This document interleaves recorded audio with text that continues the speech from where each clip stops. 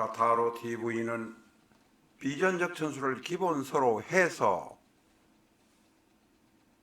3,080개가 넘는 영상을 유튜브에 업로드하고 있습니다.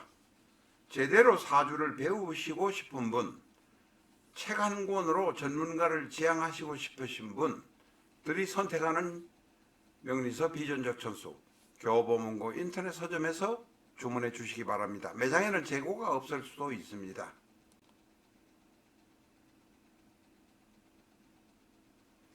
안녕하십니까, 라타로입니다. 이 시간에는 청간론이지만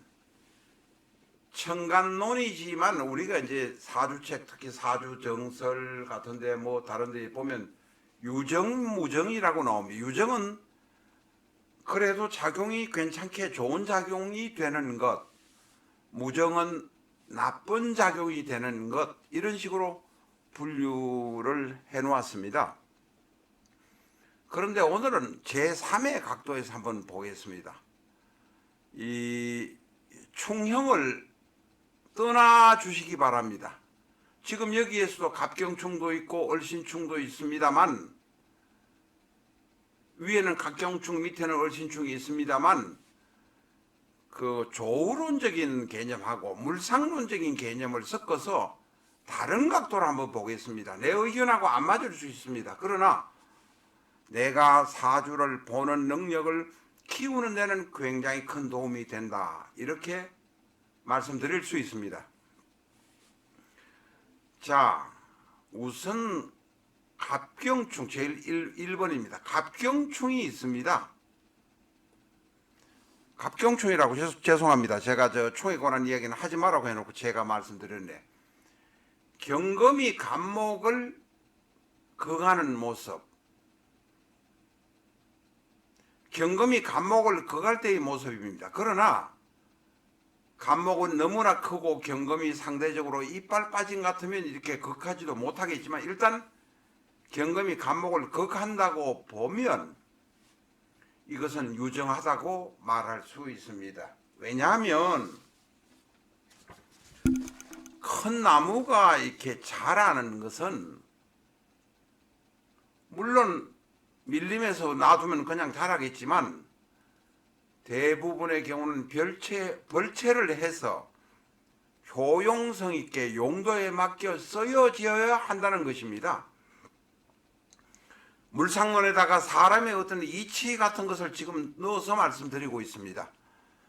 각도가 약간 여러분의 생각과 다르더라도 그냥 그렇게 생각하는 사람도 있겠구나라고 이해해 주시라고 다시 한번 말씀드리겠습니다.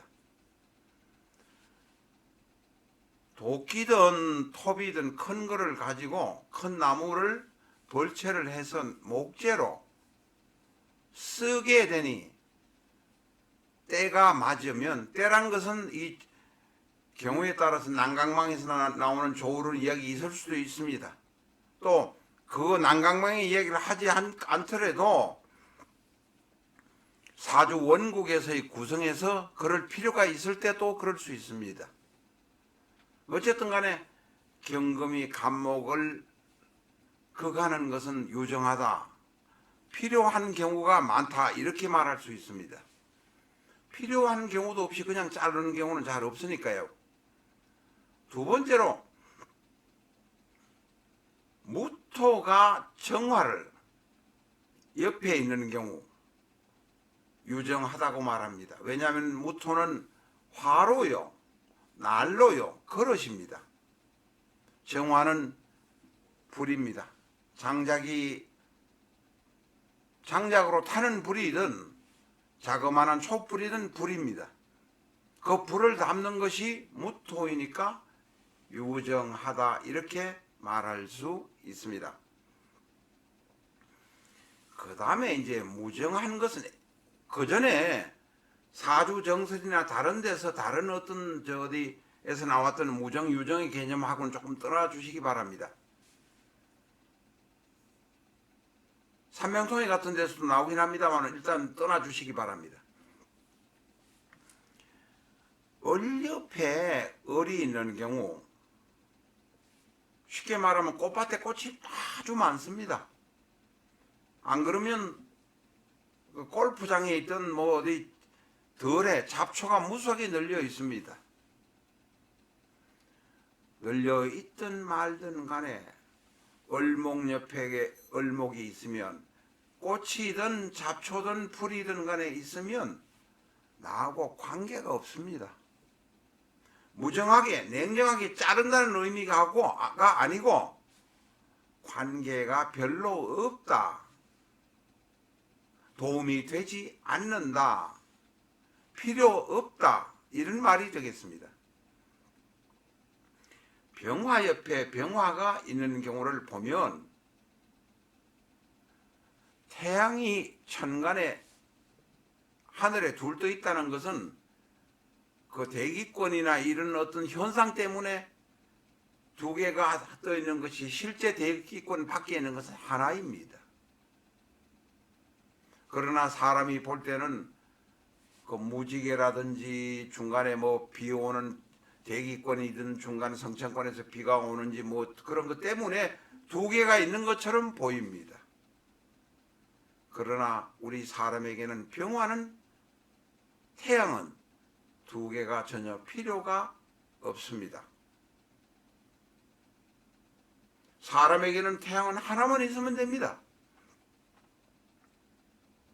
그래서 병화 옆에 병화 태양이 하나, 태양이 둘 있는 것처럼 천간에서 하늘에서 보이더라도 그것은 필요 없는 것이라 무정하다고 말하고 있습니다.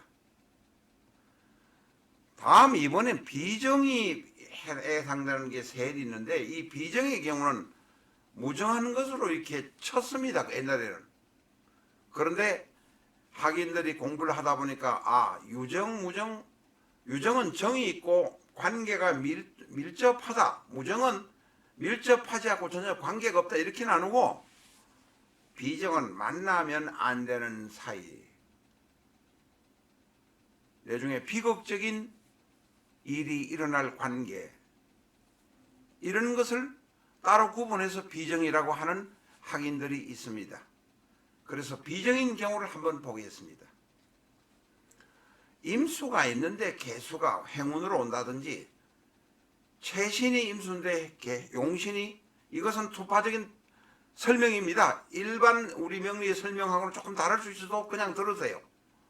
개수가 임수가 잔뜩 있는데 개수가 물이 많이 오는 경우는 대단히 참혹한 결과가 옵니다. 홍수가 오든지 태풍이 오든지 하기 때문에 대단히 비극적인 일이 일어납니다. 이 비극적은 이 비정의 빛하고는 다릅니다만 슬픈 결과가 일어나는 것, 정이 제대로 없이 참혹하게 되는 것이라고 해서 비정이라고 합니다. 비정의 두 번째는 얼목이 있는데 꽃이 있는데 신금을 가지고 날카로운 칼을 가지고 자르는 모습입니다. 이것을 꽃을 잘라서 사람이 보기 위해서 꽃병에 꽂기 위해서 꽃을 자르겠죠. 아니면 잡초가 너무 많이 났으니까 우거진 잡초를 정리를 하기 위해 자릅니다. 그러나 날카로운 칼을 가지고 꽃이나 잡초를 자르는 것을 이런 학인들은 비정하다고 생각합니다. 슬픈 일이 일어난다, 안 좋은 일이 일어난다 이렇게 말하기도 합니다. 비정의 세 번째, 기토가 임수에 있는 경우입니다. 쉽게 말하면 기토는 용신이요. 이거 투파적인 표현입니다. 우리 명리에서 말하는 학원에서 말하는 표현이 아닙니다. 임수는 채신이라면 제가 말하는데도 투파적인 표현, 명리적인 표현 혹은 맹파적인 표현이 있을 수도 있습니다. 그런데 분명하게 하나의 학파의 이야기를 하는 것처럼 말할 때는 이런 어느 학파의 표현이라고 말씀드리고 있습니다. 이 기토하고 임수가 만나는 것을 기토탁임이라고 싫어하는데 이 모르는 사람들은 자꾸 기토는 토요, 임수는 수요, 토와 수라는 오행만 가지고 얘기하는 사람은 짜증을 냅니다. 깊이가 뭐 없고 잘 학문이 얕아서 그랬을 것입니다. 기토는 물기가 있는 흙입니다. 물가에 많은 흙입니다. 그게 임수에서 갈 때는 임수가 흐려집니다. 그래서 기토 탁임이라는 의미와 마찬가지의 의미로 맑은 물이 더러워지기에, 오수가 되기에 기토 옆에 임수가 있는 것, 임수 옆에 기토가 있는 것을 싫어합니다. 특히 임수가 채신인 경우, 기토가 용신의 역할을 하게 되면, 용신이 아니라 사실은 기신으로 나쁜 역할을 하게 된다, 이렇게 말씀드릴 수 있습니다. 우리가 옛날에 기계적으로 유정 무정을 나누었던 것을 상형적인 글자의 모습과 천간의 의미를 담아서 다시 한번 우리가 해석을 해보았습니다. 갑경충이라고 하면 안 됩니다. 여기서는 갑경은 유정하고 무정은 유정합니다. 을과 을이 있을 때는 무정하고 병과 병이 있을 때는 소용이 없습니다. 임수 옆에 개수가 있으면 비정하고 슬픈 일이 일어납니다. 신금 옆에 을목이 있을 경우도 비정합니다. 기토 옆에 임수가 있을 경우에도 비정합니다. 다른 각도에서 공부를 해보면 사주를 이렇게 보다 보면 눈에 확 들어오게 된다, 이렇게 말씀드립니다.